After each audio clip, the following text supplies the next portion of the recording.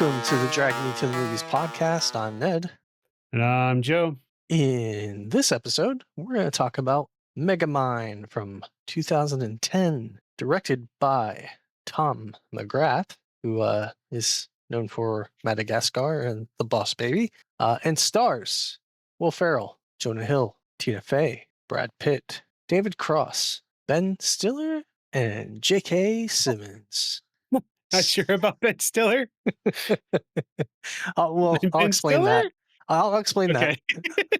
But I mean, in general, I'm very happy that these were a lot of easy names for me to read this time around. It's been Yeah, a well done. while since I've had something like that. But yeah, Joe, what did you think? So yeah, you just kind of nailed a lot of what my first reaction was. Is there were so many recognizable voices in this film. Hmm. I mean, of course, my man Will Ferrell stars this thing, but Did you you kind know of that get hit with. Yeah, I did before we brought it up because as a recommendation? because we did an episode about reading Will Ferrell movies. I understand that prior to that. No, I didn't. Okay. I did not. So I was pretty excited about that. And then I think in order, then from there, I got hit with J.K. Simmons Hmm. from The Warden. And then I realized soon after Brad Pitt Yep. was, Metro Man. Jonah Hill was pretty self explanatory. You could tell his voice. Yep. David Cross, same thing. I was happy to hear him.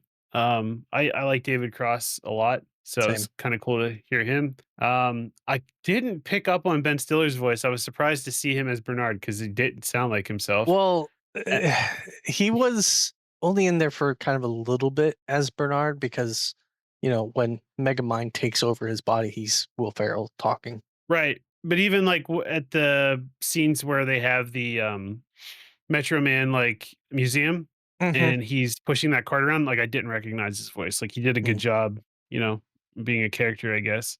Yeah, fair. And then Tina Fey. Tina Fey's voice to me wasn't super recognizable either, but Oh, really? um Mm, as the movie went on, I kind of picked it up. interesting. I'm actually Yeah. surprised to hear you say that. Yeah. Surprise. You must not know a lot of um Tina Fey things. I do. I mean, I loved her in SNL and watched that was like prime SNL for me. Mm. The Tina Fey, Will Ferrell times. So yeah. Anyway. Yeah, so Megamind. So trying to think where to start with this. It's graphically it's dated.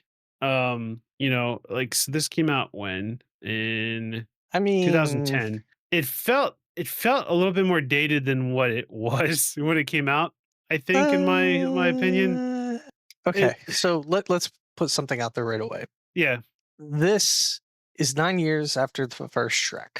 So right. DreamWorks, same company. It's the same year, now slightly delayed, release wise at least, by Despicable Me. So Okay. this and Despicable Me came out in the same year.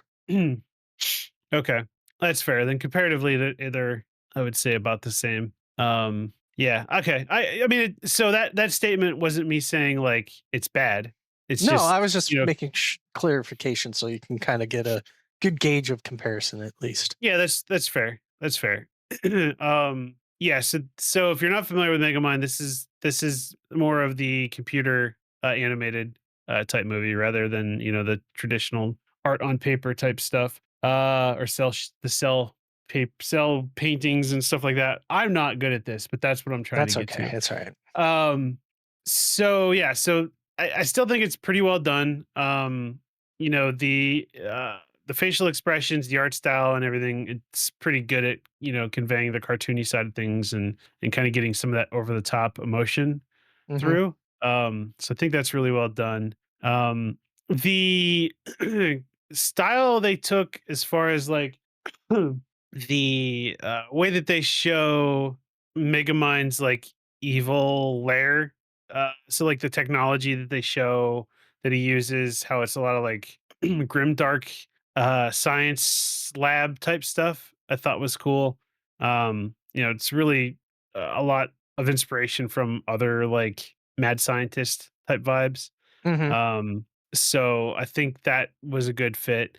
Them playing the Metro Man as kind of the Superman type of the film, is well done as well. But I think where this film gets a lot of its heart is diving in from the Megamind Megamind perspective. Right. A lot of times when you watch films about superheroes and villains, it's from the superheroes' perspective and how they're, goody two shoes, and there's really no real character building other than this person was corrupted at some point and is an evil person, and that's just who they are. But in this case, they hit you right up front with why Mega Man. Why, yeah, I almost said Mega Man again. Damn, why Megamind. Megamind is evil or trying to be, right? And it's a lot of because of bad happenstance. He gets uh shot off of his planet that's being destroyed same time that Metro Man is. Metro Man happens to land in a Richie household, whereas After Megamind hitting lands into a Megamind. prison. Right. Yeah. Right. Yeah. And then from there, Megamind trying to be his best person in school, and how Metro Man is just, trying to showboat, and how he's kind of like the cool person in class. And so Megamind, falls behind and eventually gets in trouble. And so it does a good job kind of making you feel emotions towards Megamind, and that you feel bad for him. Mhm. Because if you weren't that kid, you knew kids like that. And you feel it, right? You feel it for those people. Were you that kid? So you're right. I was that kid. No, I wasn't that kid. I don't. I'm not a evil villain right now, so I wasn't that kid Yet. yet. That's true. There's still time. There's Mhm. still time. So yeah, so that I really, really appreciated that side of things with this film. Also appreciate the side of it as well through Metro Man, kind of being that goody two shoes, but eventually getting growing tired of being that person. Right. And that kind of takes me for my first like, what the hell just happened is when Megamind kills Metro Man. You kind of don't expect that it's true because of the way it happens, but at the same time, it's like, well, okay, the movie's playing it this way. Like, the story arc now is that Will Ferrell killed his or Megamind killed his nemesis, and now he's kind of lonely, right? He's He got doesn't no have the yin mission. to his He has no yang, goals. right? Right. He is And so I thought, melancholy. right. And so I appreciated that they took that side of it too, right? Like, you're only one side of a duo, even though you wanted to kill him, you do, and now what? Mhm. You're kind of left without purpose. So I kind of like the play on that. I did appreciate too the play on Megamind trying to get with Roxanne Ritchie. How he was impersonating Bernard and trying to live a separate life. And in fact, you kind of get to see Roxanne Ritchie fall for Megamind. Um, and so a lot of times you find yourself really rooting for Megamind in this film, even though he is the bad guy. Mhm. He's just that bad guy that, you feel bad for kind of thing. Right. So overall, I appreciate the story. I also appreciate too the use of what's the character's name? Titan. Well, I forget what his name was before he turned to Titan, Hal. but was it Hal? Hal. Yeah. Okay. So I appreciate the story arc for Hal, right? Hal being that nerdy kid who is trying to get with, Roxanne Ritchie, and just has no chance in hell, but is too oblivious to realize that he has no chance. It's funny that I said no chance in hell, right? Oh. um so funny to see, somebody who has powers then and grows that way, that they also turn evil, like there's different ways to look at this. Kind of shows how different circumstances form different people, right? Yes. So I appreciated that as well. So there's a lot of good premises and lessons to be learned in this film, underneath all of the crazy shenanigans that go down. So I do appreciate the movie for that. The other side of it is this is, kind of a children's film slash, just overall good comedy type film. And so I do appreciate the comedy that takes place. And I'd be remiss if I didn't call out David Cross in this. Playing Minion, he does a great job kind of being a little bit of the simpleton, but also more in tune with life than Megamind at times. and he's that simpleton that's, trying to do good by Megamind. So, you really like him. He's a likable character in this film. And so when we do get to that point where Megamind and Minion are kind of at odds, that really is kind of like a hit in the gut as well, just because they do such a good job at showing how they had their back all this time, and how Minion really is selfless in his service of Megamind, Mhm. and how he feels that cross. You get it, David Cross, from Megamind once he kind of crosses him. So, uh, again, all that said, great film premise as far as the story goes. The music in this film I thought was really well done. It also, to me, kind of felt like, it's funny that you say Shrek. Same studio as Shrek, and it's after Shrek, and also Minions, because those films a lot of times will pull like classic rock Mhm. or classic rock songs and play them at certain spots just to kind of bring the vibe up in the film. And so like there's Bad to the Bone, there's A Little Less Conversation, Highway to Hell, Alone Again, Mr. Blue Sky, Back in Black, Welcome to the Jungle, Loving Bad. You, Crazy Train, Bad. What's that? Bad. Michael Jordan. Yeah, Michael Jordan. Michael Jackson's bad. Michael Jordan. Yeah. Yep. So there's a lot there. Um, so that's really well done. And then Hans Zimmer also Mhm. did some score for this as well, which is pretty awesome. Yep. So yeah, so I think the music was pretty good in this film overall, as well. I think the voice acting in this was done well as well. Some of it I felt like was just kind of, they are who they are. Like Brad Pitt, I felt like was just Brad Pitt in this film as Metro Man. I don't know that he really doctored his voice up much. Same with Jonah Hill. I don't know that he doctored his voice up much. Will Ferrell tried at being kind of the European scientist kind of voice, but not quite, maybe Americanized European. David Cross really didn't have much of a change in his voice other than kind of being more like golden retriever vibes, I guess Mhm. is the way I would say Minion. So I don't want to say anybody went above and beyond for their voice acting in this, but I thought it was fine. Like didn't detract, didn't really, you know, do much for the film in either way. What are your thoughts on that? I know that's kind of a strong statement. I would agree with it. I mean, yeah, everyone pretty much did their basic things. I would say the one that probably stood out the most to me was Will Ferrell's, but again, I don't Yeah, think he was doing anything super unique to what he's done before. right. Right, it almost felt like, an SNL skit character that he played, Right. you know what I mean? Yep. So yeah, the voice acting was fine, did well enough. Overall, I think I kinda touched on it a little bit already, but, like, the vibes of the film as far as the environment, I thought was pretty well done.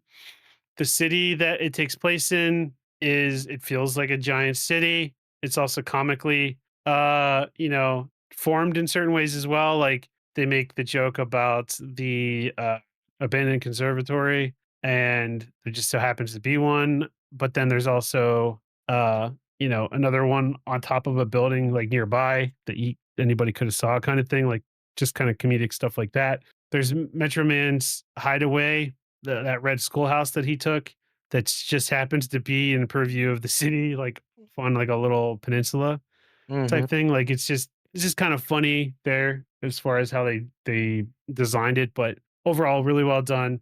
Again, Megamind's layers I think are pretty cool as far as, either they're super technical or they're makeshift and like abandoned warehouse type things or type settings. So I think that's done really well. The design of the Metro Man um the museum was really well done as well. It was kind of a unique design. So overall, I thought that was pretty well done as well, as far as the design of the settings Mhm. for the film. So really well done there. Yeah, I think that touches on most of everything. I do want to say one of my favorite things in the film, well, there's two. There's Megamind's ability to flub up words. Like I think that's pretty funny. Like Metrocity instead of Metro City. Like, I thought that was a pretty funny reoccurring theme, and it even comes up in the script, at some point. Thought that was pretty cool. I liked Annette. I feel like this was trying to be somebody, and I'm hoping you can tell me who it is. But when Megamind turns into Space Daddy, Hmm. who is he supposed to be? Because I feel like I've So seen. there's two things it's kind of paying tribute to. Okay. So do you remember the Christopher Reeve Superman? Did you see that? Yes. Hmm. Marlon Brando played That's it. That's who it Jor-El, is. and he played Godfather. So he's doing a Godfather voice, Mm. but kind of in that Jor-El father. With the heavy tongue. Yeah. Okay. Right. That's. I was trying to place because it felt familiar, but not quite. Yeah. And now that you're saying it's two characters kind of mishmash, that Yep. it makes perfect sense. But that was another standout. Is I thought that that character that Will Ferrell was playing was hilarious. And just how he voiced him. So, Hmm. but yeah, overall, the film ends with the bad guy getting the girl, and things working out. Kind of that redemption arc that they're kind of building towards the whole time. And yeah, thought it was a good film overall. Okay. Interesting. Very interesting. There's one thing I expected you to call out that I don't know if you caught it or not. What's that? Uh, did you remember the scene where he's in the jail flipping through the channels and there's a squirrel on Yes. water skis? No, I don't remember that. That's a direct That's an Anchorman reference. reference. Yes, Oh, I didn't catch that. you didn't. I Oh am no. very disappointed that you didn't. Oh no. All right. Well, anyway, That's do you have that's hilarious. any more that you want to add, or you want me to dive into some of the things I have? No, you can dive while I now Google a clip of that because I'm kind of sad I missed it. Yeah, I was wondering if you caught it. So yeah, as I mentioned before, this and Despicable Me came out in the same year, which, they are kind of both in the mindset of what if the villain wins, but Hmm. kind of in a slightly different perspective. I definitely got kind of like a Incredibles vibe from this one. Now, I know you kind of knocked the CGI. I kind of felt it was okay for the time. I don't think it was anything groundbreaking, but it was passable. It had an art direction that I didn't necessarily love myself. I thought Megamind looked fine, Metro Man looked fine. I really wasn't expecting to like Titan, but I think that's by design. Roxanne looked a little off to me, and then Bernard obviously looked a little off. Minion I thought was fine, and the Warden I thought was fine. So Hmm. overall, I felt like the design and the look and feel of this movie is good. Not great, but good. Yeah. Um, I also appreciate a lot of the parallels to this, and obviously Superman, where Roxanne is kind of the Lois Lane, Metro Man is Superman. Um, Megamind in a way is kind of like a Brainiac type character. Hmm. So definitely has some of those parallels for me. I also really appreciate like I don't feel like this is one of those movies that yes, it's kind of targeting kids, but I don't feel like it's talking down to kids. Like it's trying to convey very adult oriented personality type things and they don't dumb it down. And I appreciate when movies do that type of thing. Also, you have some definitely kind of like the, what, nature versus nurture aspects of thing going on here, where, Metro Man growing up, he's constantly trying to get his ego fed, and that ends up having him become the Superman type character. And eventually he gets to the point where he's had enough of his ego being stroked and he wants to do his own thing, which he becomes Music Man. So I appreciate how they handled that transition. I also really thought it was clever how they had Megamind impersonate him at the end and not have it really be him coming back because he's that type of person with his ego and stuff. He wants to be more known as the Music Man now and not the superhero. And the fact that you had Megamind, who could have easily probably been the hero and then ends up as the hero towards the end of the movie, he has kind of this growth, and with everyone constantly putting him down, and he tries to impress people where Metro Man is making Popcorn with his laser eyes, you have Megamind trying to do something similar, but it goes sideways and causes some chaos, and people poke fun at him and don't let him forget it. And he's essentially pushed into being the bad guy with, slightly different nurturing. He may have gotten to the superhero aspect much faster. It also kind of did a very good job of like the relationship between Megamind and Metro Man. And when Metro Man is gone, what is Megamind? Like he spent so much of his life focused in on taking down and taking control that he never thought, what do I do after I get that? Which is kind of funny. It parallels a lot of different stories, but one that comes to my mind is obviously Joker and how he reacts when Batman's gone, whether or Mhm. not he's truly gone or not. He doesn't know what to do with himself. Like he was so tunnel vision on, taking down the superhero that he lost his way or what he wants to be. So, any thoughts on that? No, I agree. That is a good connection between the two. Uh it's yeah. I mean I know some of how the Joker's story goes with that. But I don't know it as well as what I do now with Megamind. So I'm curious to see that. Yeah. Um, and then I guess I also want to circle around to Titan. The While he's kind of seen as like the nice guy, um, he definitely has tendencies even before he gets powers that he feels entitled, almost stalkerish with Roxanne. Um, Right. and then obviously, as he gets powers and abilities, he ends up amplifying those things. And he's like, oh, well, I saved you by putting you in distress. So we're now dating or something like that. And like, that's all that's in his head. He doesn't really care what she has to say. It's all like he looks at her more of an object than, actual person to talk to. And he had her Right. put up on this pedestal for so long too, which kind of reminds me of a little movie called The Mask, where Stanley Ipkiss puts the mask on, becomes something, and uh, Mm. it goes the other way when someone else does. So reminds me of that a little bit. I also want to call out like there was a part where when Megamind was in his kind of down state, he's like, "What are these?" And Minion's like, "They're windows." He's like, he's seen windows before. Like Right. I understand they may have been trying to like portray that as he's been so focused on other things that he Right. doesn't pay attention to those. Right. But I'm like, that Right. that was one of the only Yeah. things that I'm like, what? Yeah, I That's thought the dumb. same thing because the school that he was in was covered in windows. Hmm. You know what I mean? So yeah, no, I'm right there with you on that. Um, but yeah, I think the movie, like as you already mentioned, the music, I really loved what they did with that. A lot of solid songs, timed very well for the movie. I felt the movie was very well written. I felt that there was, enough comedy and stuff mixed in that it just played very nicely. I had a much better experience, I think, this time around for me watching this in comparison, which I don't think I saw it more than maybe once or twice prior to this. So it's kind of nice to come back, revisit this, and I do think I'm gonna kind of rate it higher than I previously had, which we'll get Okay. to here in a minute. Um, but there's a few things I want to kind of call out. We have a very nice intro with the DreamWorks logo, which they tend to kind of do. I don't know if you paid attention to that, but it kind of starts in space, does something kind of unique there, and then transitions into kind of the landscape. Hmm. I just thought that was very creative and nicely Yeah. handled. Yeah, I agree.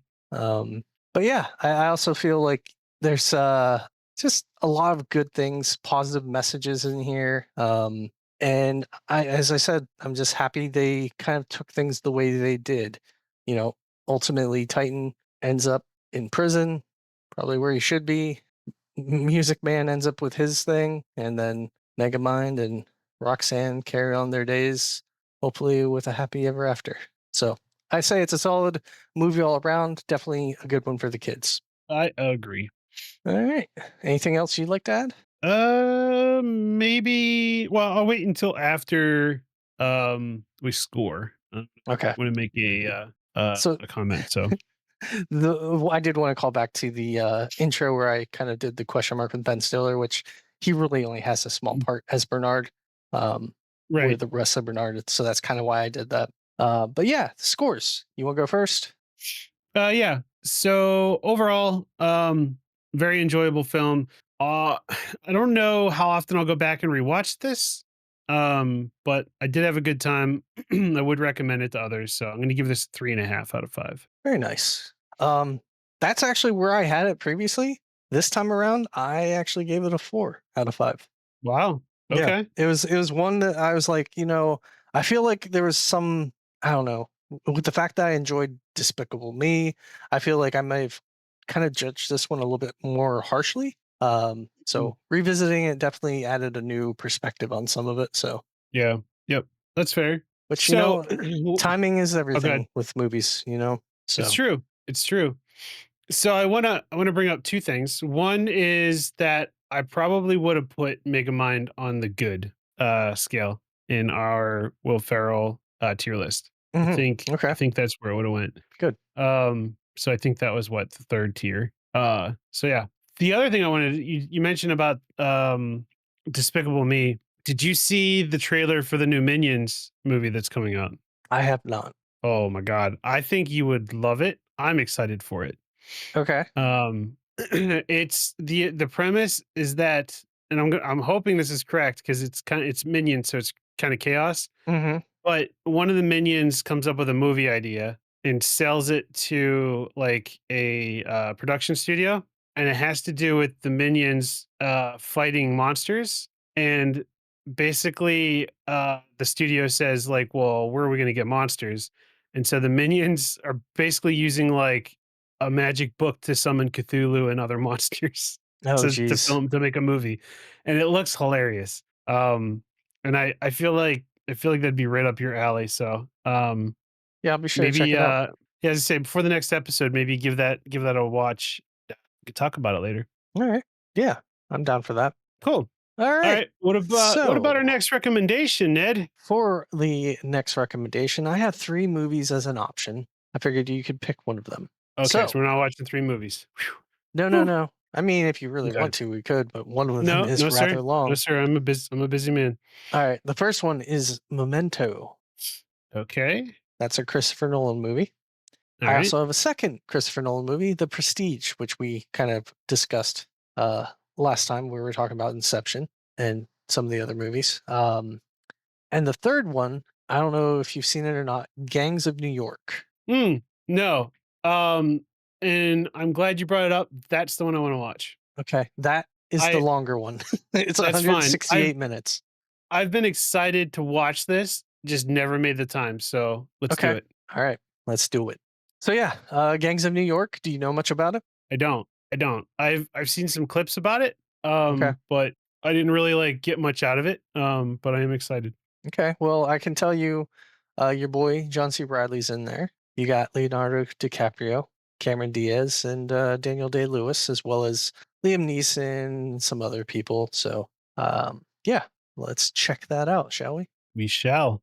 All right. Well, I think that's going to wrap up this episode. Be sure to check us out on Threads and Facebook at To the Movies Pod, and we're also on YouTube, which is our preferred location, by the way, because that's where we can really interact with you in the comments. And that's at The Movies Pod.